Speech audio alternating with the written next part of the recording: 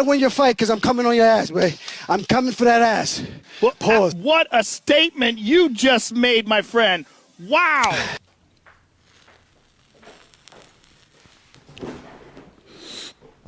So I got called out by Aljamain Sterling last night. This is the reality of this video. It's not a thumbnail. It's not a clickbait. Oh, man. I should go for a run or something. Funkmaster himself has commented on my video yesterday, or at least the day before that. Maybe it was the last video I posted on TFV Stocks. I posted it last week. It was titled, "I don't understand how Aljamain Sterling keeps on winning." It was a pretty nice, respectful video. I didn't say anything too mean. The funny thing about this is that I posted a video on The Fighting Business, my main channel, like a day after or a day before, and it was a pure glazing video, right? I was doing nothing but glazing in that video, saying how impressive he was and how clear that victory at UFC 288 was. Basically telling his whole story and congratulating him for his success. But crickets. On that video, there is no comments. But when I dive deep into some uncomfortable truth, that's where you pop off. But, you know, I understand it, bro. I do the same thing. Whenever someone, like, compliments my video for some odd reason, I'm like, yes, just feed my ego. Keep telling me how great I am. But when someone tells me how trash I am, I'm like, what? You know? What do you mean by that? I want to dig deep into the reason why someone doesn't like something that I do. For some reason, hate is like more... But anyways, my point is, I wasn't even hateful. I didn't say anything too bad. Let me read you the comments so we're all on the same page. Funkmaster himself, he went into my last video and he said, "I guess all the ranked opponents I beat before the title was a lucky run too. And all the opponents after were a lucky run too. Just say, why can't anyone beat our awkward style? And leave it at that. Discrediting Marab and I just discredits the entire division. It makes no sense and just looks like hate, my man. Not just you, but all the ones trying to figure out how we keep beating these killers. We're that good, fellas. Get used to it."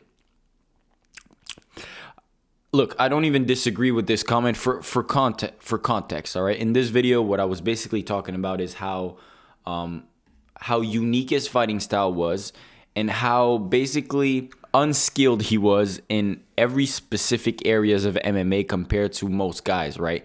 If you were to fight like against a professional boxer, he would probably get outboxed. If you were to fight a Muay Thai fighter, he would probably get outstruck, I guess. If it was like a jiu-jitsu competition against high-level jiu-jitsu, you know, he would probably get submitted. Same thing with the wrestling situation. Like Cejudo was a clear better wrestler, but you know, he seems to always be fighting guys that are better in certain areas, but they're not able to dominate in that area against someone like Aljamain Sterling. So that's basically what I was talking about in this video.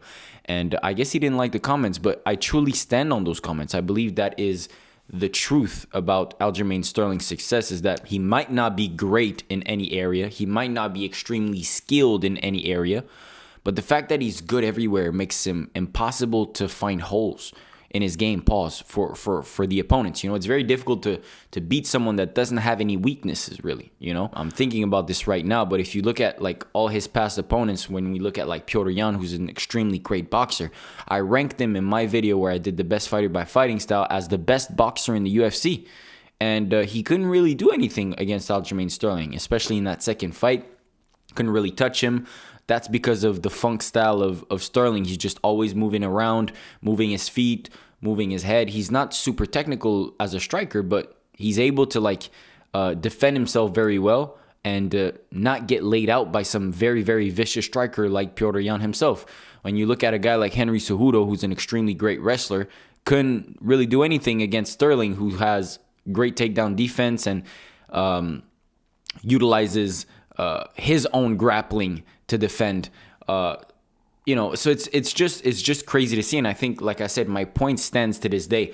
I don't believe I was I didn't discredit anybody. And also I want to bring that out. Like, he says it makes no sense and just looks like hate, my man. Like, why is speaking opinion hate nowadays, bro? I hate this stuff, bro.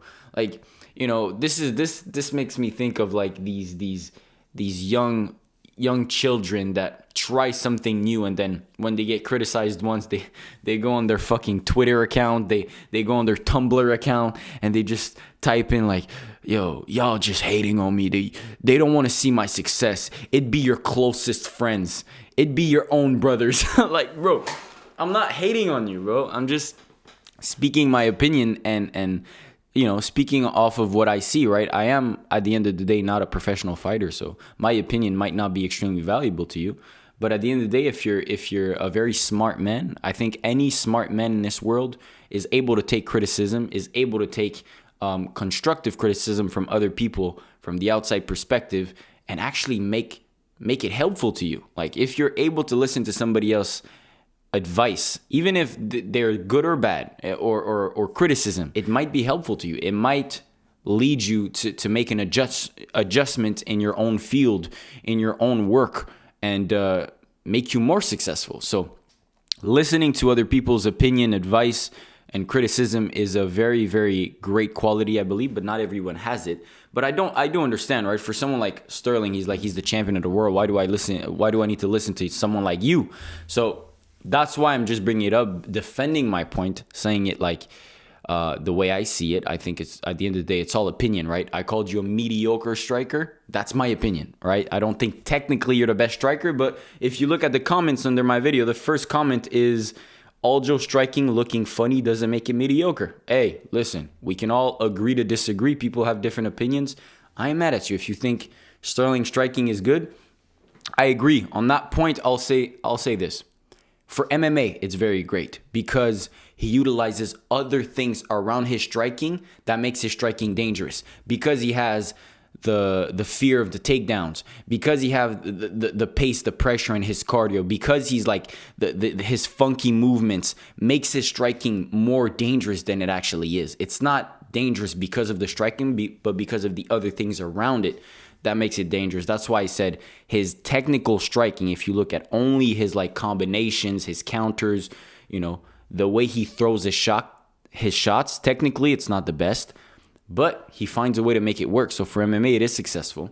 So I'll give you that. But yeah, like I said, there was no discrediting, man. I've said that in the video. I don't know if maybe he didn't watch the whole thing, but I said, Sterling and Merab, they're the two best bantamweight in the world. I'm not taking anything away from you guys. I just believe that the way these guys are winning is new. It's a new thing for I think in modern MMA, we haven't seen that, right? There's multiple ways to win in MMA compared to like other sports where it's much more simpler, right? In NBA, you put the ball more times in the hoop than your opponent. Simple as that. But in the MMA game, you can win in many different ways. By disqualification, you can win by split decision, you can win by submission, by a KO, or by a 3 or 5 round war that you outpoint your opponent by the end of it. I just talked about like finishes and stuff like that, but even going deeper, the way you win a fight and what you utilize to win that fight, there's so many different tactics that you can use. So that's why MMA is very unique, and I think Aljamain Sterling is utilizing a very unique technique that we haven't seen very often. So that's why, especially for casual eyes, it's difficult to understand how Sterling is able to win, right? He's not knocking anybody out super fast. He doesn't have the fastest hands. He's not the stronger, powerful bantamweight in the world. He's not super tall, super big. Yeah, I guess he is big, but I'm saying like he doesn't have any criteria that stands out, So I guess for the most part, that's why I believe it's been a unique ride for Aljamain Sterling. So I stand on all the points that I have to say. At the end of the day, he also talks about luck in this comment. He says, all the ranked opponent I beat before the title was a lucky run, and all the opponents after were a lucky run too. Maybe not before your title run, but after your title shot, it was clearly lucky. But at the end of the day, luck isn't bad, right? But it was lucky, Petr Yan disqualification. You should have lost that fight, but Petr Yan did a stupid mistake. It's not your fault. It's not Aljamain's fault at all, but it is what it is. It's still a lucky situation for you where you got out of that situation in the best possible outcome, right? You got the belt, you got your rematch. In the rematch, what happened, a split decision that many people believed you lost. Maybe not a majority, and I don't claim robbery at all, but it was a very close fight. Where you ended the third and fourth round on your back, and with Petr Yan smashing you with ground and pound. So it's like it was a close fight, and I believe it could have gone either way, but you took that fight, and then you fought a TJ Dillashaw with one arm, 36-year-old TJ Dillashaw with one arm, just to put that out there. And yeah, obviously I think if he had two arms, it probably would have been a more difficult fight for you. Not saying you would have lost necessarily, but it's definitely a lucky situation for you. You got out of that fight easier than you could have. And then you fought Henry Cejudo in another split decision victory where people ringside thought Cejudo won the fight. So I mean, look, it's not bad. Like at the end of the day, luck is only comes to those who works hard. Only comes to those who are put in the situation to even get luck. You're in that situation where you can get a title shot in the first place. So you're the luck factor is a funny thing because people run away from it. But give me all the luck in the world, man. I want it all, right? If I work hard enough to be in a position to be lucky, I want to be lucky. Give it all to me. But the truth is, yes, Aljamain Sterling has been lucky since he won the title. And I think Cejudo was probably his toughest matchup. We'll see with what Sean O'Malley is able to do next. But I think, again, it's O'Malley's a favorable matchup for him because, hasn't shown the best grappling. Like, imagine if Petr Yan was able to take him down like that, what Sterling can do to him. So, yeah, it is going to be a fun fight to see. I think it was announced today, actually, UFC 292.